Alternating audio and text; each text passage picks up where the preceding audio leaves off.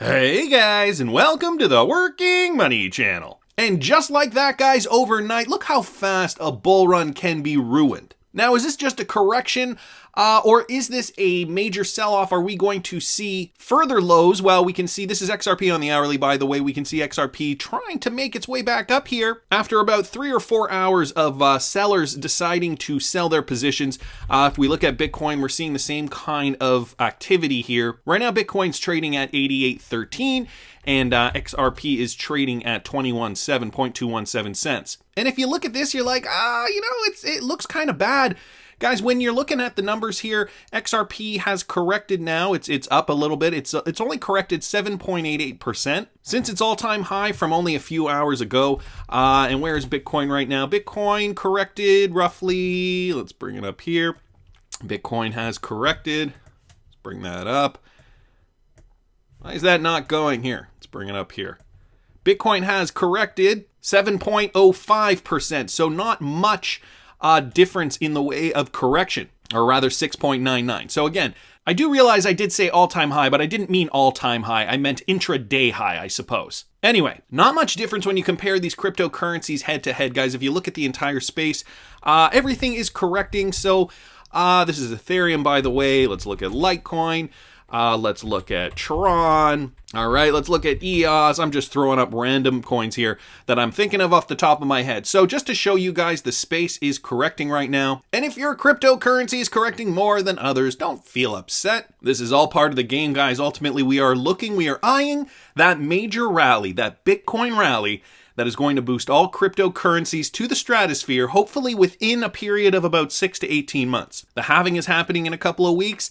That is when we will start to see a Bitcoin rally, and then hopefully it will last for a little while. And hopefully we see XRP follow Bitcoin in this same fashion, where they're rallying simultaneously rather than the leading indicator and then that final pop as we saw back in 2017. The last 3 weeks, or rather the last 2 weeks of 2017 and the first week of 2018, XRP saw that significant jump from 24 cents roughly to all-time highs. And that only happened in a period of roughly 3 weeks. I would rather XRP steadily rally with Bitcoin, as we saw Bitcoin steadily rally back in 2016, 2017. Let me just put it here. I'll put it here on the weekly just to kind of give you guys a bigger picture. This was the end of 2015, and then 2016 started here. And Bitcoin just continued to rally, and then the end of 2017 was here. I would rather see XRP move this way, personally, than have it just pump really hard in 3 weeks. I don't know. Maybe it's just psychological. Even if it got to the same price, it is kind of nicer to have some breathing room when it comes to your trading. Nevertheless, beggars cannot be choosers. And I'm certainly not a chooser. I think I can speak for a lot of you guys here that we would like to see all-time highs and then some, regardless of how XRP moves. And I know some of you guys were experiencing this yesterday. For those of you guys who use Coinbase, this from XR Probic at Probic_ on Twitter, Bullrun Inc. We know because Coinbase already down, as always, BTC, XRP, cryptocurrency bullrun. So Coinbase was down. A lot of people posting their error messages in frustration yesterday, suggesting that Coinbase may have something to do to kibosh this rally. Well, if you believe in that kind of thing, Coinbase, you have succeeded because, as we were just looking at, right, we are seeing a sell-off, although I don't think that that's necessarily the case. I think overall cryptocurrency exchange, if you go to a reputable cryptocurrency exchange, and I'm not saying Coinbase is not reputable necessarily, so not all cryptocurrency exchanges are created equally though, but for example, Binance, I've never had a problem with Binance. Even during the bull run of 2017, I was able to access my Binance. They were never down. I was able to buy XRP on Binance. I was able to open a new account during the bull run on Binance. These are all big factors pointing to the fact that they are the real deal. And this is why I say, guys, if you don't have a secondary cryptocurrency account, do it. Get one. Please, I implore you guys. I have a Binance affiliate link in the description of all my videos. You can use it if you want. If you already have a Binance, open something else somewhere else. Because this is unacceptable, especially when we really see the bulls run. So thanks so much, XRP Probic, for that. And guys, this from the Ripple Wrestling Investor I love that name. Don't use any gosh darn wallet that is weird or browser wallet. Get a Nano, Ledger, or X, guys. Please listen, new guys. So he's just retweeting this thing I talked about the other day with that Chrome app. Guys, keep your cryptocurrency safe on a Ledger Nano. Again, guys, I have the affiliate link if you want to help support the channel. You don't have to use it though, but guys, please safeguard yourself because this is kind of a preview of what we're going to see. Not this downtrend, but this is just a preview of what we're going to see, and we could see the bulls run for another few months. Historically, we have always seen Bitcoin rally after the halving, so please just be prepared. A bit of a public service announcement. This from XRP Crypto Wolf. So the Swiss National Markets and Technology Association issued new common standards for cryptocurrency custody. It sets operational requirements and security for crypto. So this article here from Cointelegraph, announced on April 30th, CMTA's Digital Assets Custody Standard aims to clarify the differences between storing cryptocurrencies versus traditional assets, as well as to set baseline security and operational requirements for industry actors. Crypto storage requires a new approach. CMTA is a nonprofit independent association established in Geneva in 2018 with the aim of promoting the adoption of distributed ledger technologies such as blockchain and digital assets in the financial markets. I'm going to read you a quote here from their general secretary. This will greatly contribute to the emergence of fully digital capital market infrastructures, including integrated custody and secondary trading venues. The benefits of the digitalization of the financial industry are such that the evolution towards decentralized infrastructures seems inevitable. So these guys realize what's on the doorstep, and they want to contribute to the space, outlining the standard of what the world should be doing with cryptocurrency assets. The CMTA has emphasized that the storage of digital assets is significantly different from traditional assets, which typically use centralized systems and don't rely on cryptographic mechanisms. For crypto investors, they need high assurances that the decentralized infrastructure for storage is well developed and resistant to loss, theft, or hacking.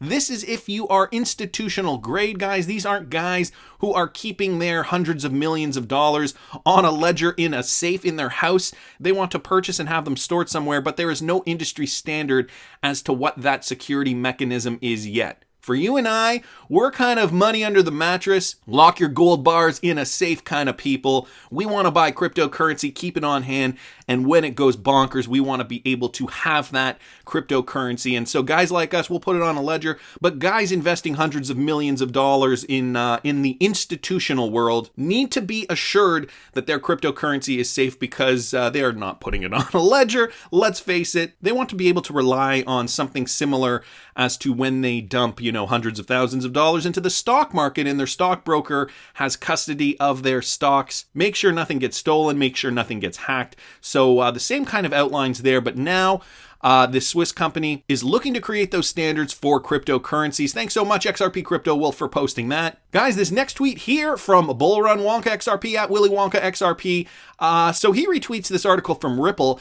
essentially stating TPBank uses RippleNet to drive transparent global payments between Vietnam and the world. So apparently there are a lot of Vietnamese migrant workers that work around Asia, including Japan, and it's a growing number. Understanding this need, Tien Phong Commercial Joint Stock Bank, the TPBank, one of the leading digital transformation banks in the Vietnamese banking industry, partnered with RippleNet to successfully deploy blockchain technology for international money transfers between Japan and Vietnam. Instead of waiting several hours to complete a money transfer from Japan to Vietnam, transactions take minutes to settle. Through RippleNet, TPBank is able to provide its customers with a simple, transparent, and fast way to send global payments in and out of Vietnam. So TPBank, another partner joining RippleNet. I'm sure there was a lot of influence there from Japan, as we know SBI Holdings has a large interest in Ripple, the company, and SBI, one of Japan's leading banks in that country. So the web is growing, guys, slowly but surely. We're seeing a lot of activity in Asia. And as we move along here, we've got this tweet here from Wrath of Kahneman on Twitter. And finally, perhaps the best XRP news potentially, SBI has clearly stated their intention to develop crypto demand and liquidity by investing in swap markets. To this end, they've invested in FRINKCOIN, which we talked about a few days ago, with Sumitomo and Clear Markets. It is sorely needed. So this graph here showing blockchain initiatives by the SBI Group accelerating efforts to create a swap market to expand actual demand for crypto assets. So this is a simple flowchart here, just describing how that is going to work. They've got investments, considering additional investments and JV establishment. U.S. company, electronic trading services for over-the-counter derivatives, clear markets, crypto asset trading hunts. So financial institutions here, such as swap trading, is necessary for risk control when handling crypto assets. FRINKCOIN here. So SBI Group will invest. It looks like money will be flowing either way. Increased use and liquidity improvement of crypto assets and crypto asset derivatives are expected. Guys, I will link this tweet in the description. Interesting thread here. Himza says, got good news XRP, but SBI mentioned before they also use Corda R3 for DLT and financial products. Wrath of Kahneman mentions, indeed, but even if the FX swap runs on the Corda blockchain, if it performs swap and makes derivatives possible, it will benefit XRP. They are clearly using Corda in other places as well. And then he retweets another tweet of his with regards to that comment. So guys, lots going on in this space. R3, we know, can settle with XRP, but SBI, as we know, has an interest in Ripple and XRP. So more news coming out of Asia. This is all great stuff. So some of this news is giving us a sense of normalcy during this pandemic, and it's kind of nice to see, at least that's how I feel, that things are still kind of moving along as business as usual, I guess they'd say. That said, we still can't ignore the fact that the world is changing, and guys, I saw this from @CDLCrypto1 on Twitter. Oh dang, 2021, and guys, this retweeted from IMF News. This is from Kristalina Georgieva, and this is what she has to say about fiscal stimulus and the recovery around the world. Guys, if you haven't heard this, let me play it for you guys here. And what I'm concerned is that in the minds of some, there could be this logic, well, we shrunk the economy, emissions are falling, maybe now we can push the pause button and then return to fighting the other crisis, the climate crisis, sometime in the future. And I just want to say very clearly, nothing can be further from the truth. We are about to deploy an enormous, gigantic fiscal stimulus, and we can do it in a way that we fight both crises at the same time. We are projecting that the fund this year growth to slow down to -3%, to go down, maybe even worse. And then we are projecting a recovery in 2021. At this point, we are saying 5.8% partial recovery, but still a significant jump in growth. If this recovery is to be sustainable, if our world is to come out of this crisis more resilient, we must do everything in our power to a more resilient future. We must do everything in our power to bridge a more resilient future. It looked like it kind of got cut off there. We must do everything in our power to make it a green recovery, she said, bridge to a more resilient future. So, guys, this is significant because the economy is in shambles, quite frankly. The IMF says they have a massive fiscal stimulus package and that they're not necessarily going to hit the pause button and take on one crisis at a time. So here she's talking about a climate crisis and an economic crisis. She's essentially saying that they are going to hit it head on. There will be no pause button pushing. And what I found interesting is that she is suspecting that there will likely be a recovery in the year 2021. So let's bring up the S&P 500 right now on the weekly, guys. This is the year 2020. We saw significant downturn. Now we're seeing funny money push the market upward. And guys, you can see though, even though this funny money being printed by the Fed is pushing the market up, and this, by the way, is just American markets. We're not looking at world markets here. This is one specific index, the S&P 500. So pushing the market up, we are still seeing lowering volume. Can this be sustainable? And she Kristalina is also questioning this. Is this going to be sustainable? She says, if it is sustainable, we could see the rebound in 2021. If it is not sustainable, will we see more declines in 2021? So the end of 2020 ends about here. What are we going to see now? I think this is still a big question mark, to be honest. I don't really know. We are definitely not going to see this. Could we see this? Absolutely. And between 2020 and between 2021 and 2022, that is this. So she is suggesting that we are going to see recovery in 2021. So will we start to see higher highs, higher lows? I've just made a mess of this chart. Nevertheless, I think you guys understand what I mean, though. We are in this for a long haul, guys. How is this going to affect cryptocurrency? That's what I'm more interested in at the moment. I am invested in stocks as well, but I do talk mainly about cryptocurrencies on this channel, and that's why I don't want to veer too far from that. But this is all tied together, and we need to understand the broader picture so that we're armed with the best arsenal possible moving forward. And by the way, folks, the best kind of ammunition you can hold right now is cash. Cash on the side, loaded into an investment when the time is right, but I sincerely don't think the time is right at this moment. As I was pointing out the other day, we could still see a drop as I forget who it was now, Super Hot XRP, right, was mentioning in his tweet. He was superimposing the chart from the Great Depression and today, and I still think that there is a significant bear run waiting for the markets of the world before we see recovery. Even Kristalina Georgieva is suggesting that recovery won't take place until this 2021 period. So this is all interesting, and with that Bitcoin halving and with a Bitcoin bull rally, will more people from the sidelines realize that they can make money with Bitcoin and cryptocurrencies despite what the stock market will be doing in the latter half of 2020 and into 2021? Will they see an opportunity there? And will that fuel the FOMO for the crypto rally as we saw in 2016 and into 2017 when the media latched on and we saw historic highs for Bitcoin and other cryptocurrencies? I mean, 2020 and 2021, we were already poised to see gains for cryptos. So will that just fuel the fire? I mean, I'm leaning towards yes, but again, guys, there's no sure way to answer that question. We just got to keep an eye on it, and this is why I'm here. I want to keep you guys up to date every day. This tweet here, another one from Wrath of Kahneman. Arab Bank Switzerland will launch a full suite of digital asset services providing advisory, custody, and brokerage services for XRP next month, guys.